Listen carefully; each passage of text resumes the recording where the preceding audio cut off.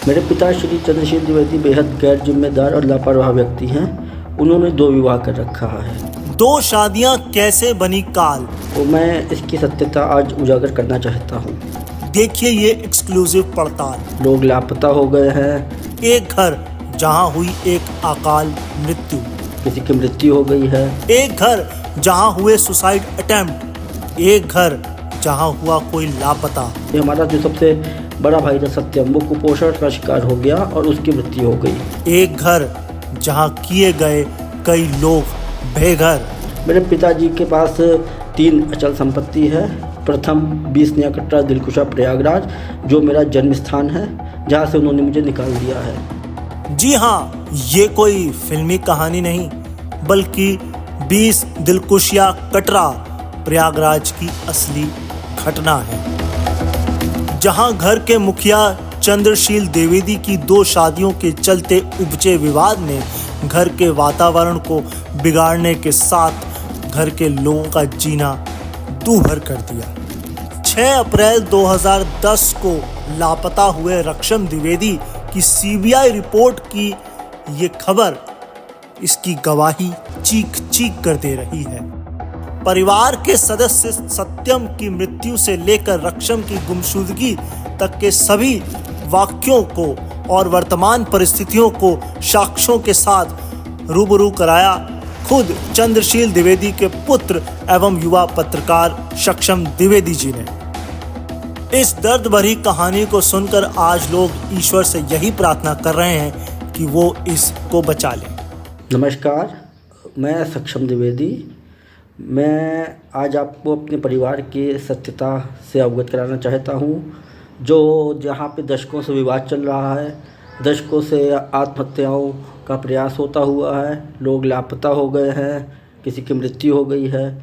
तो मैं इसकी सत्यता आज उजागर करना चाहता हूँ। मेरे पिता श्री चंद्रशील द्विवेदी बेहद गैर जिम्मेदार और लापरवाह व्यक्ति हैं।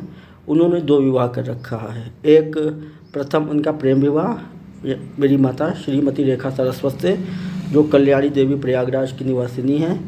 द्वितीय विवाह श्रीमती रेखा शुक्ला से, जो कि उरई के अड्डा मंदिर के पास रहती हैं, जालौन में।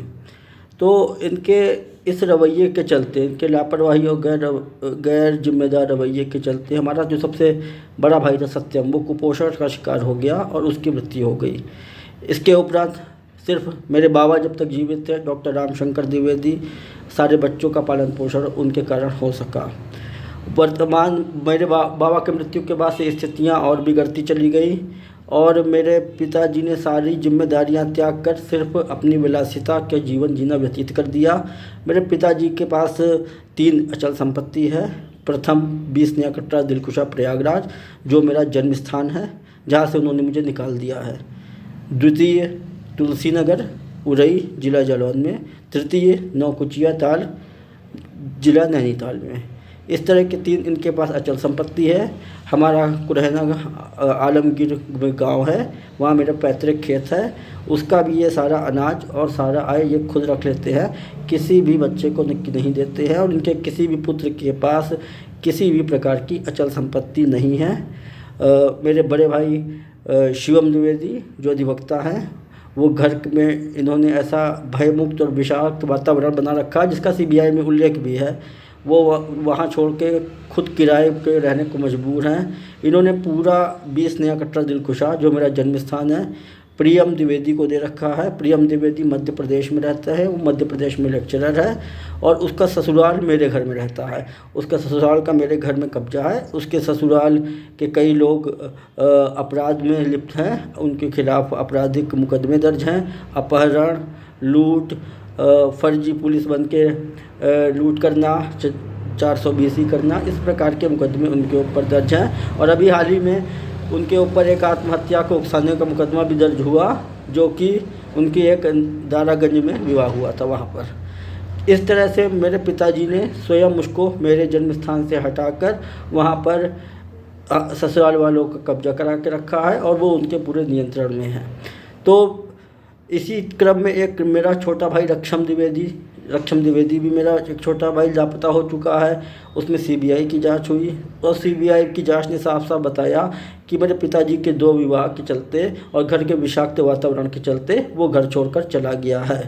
और आज की स्थितियां घर की इतनी तनावपूर्ण हैं क्योंकि इन्होंने मुझको और मेरे छोटे भाई दक्षम को घर से निकाल दिया है। शिवम भाई घर से इलाहाबाद में रहकर भी, प्रयागराज में रहकर भी किराए पर रहने को मजबूर हैं। सारे पुत्र अपना जीवन निर्वहन अपने तरीके से कर रहे हैं। ये किसी भी प्रकार से सहयोग की बात छोड़िए, उसको शोषण और मानसिक यातना देने का प्रयास करते हैं। मेरा स्वयं का डिप्रेशन में पीड़ित हूँ। मेरा डिप्रेशन का अभी इलाज चल रहा है और मैं काफ़ी परेशान हूँ। मुझको लगता है कि ऐसी स्थिति में जब ये अपने सगे जनों को, अपनी दोनों पत्नियों, अपनी संतानों के प्रति सद्भावनापूर्ण व्यवहार नहीं करते और समान व्यवहार नहीं करते, तो ऐसे में कोई और भी अप्रिय घटना हो सकती है, क्योंकि बहुत सी अप्रिय घटनाएं हमारे घर में हो चुकी हैं। तो इसके पूरे के पूरे जिम्मेदार मेरे पिता श्री चंद्रशील द्विवेदी जी होंगे। ये मैं आपसे कहना चाहता हूँ। नमस्कार।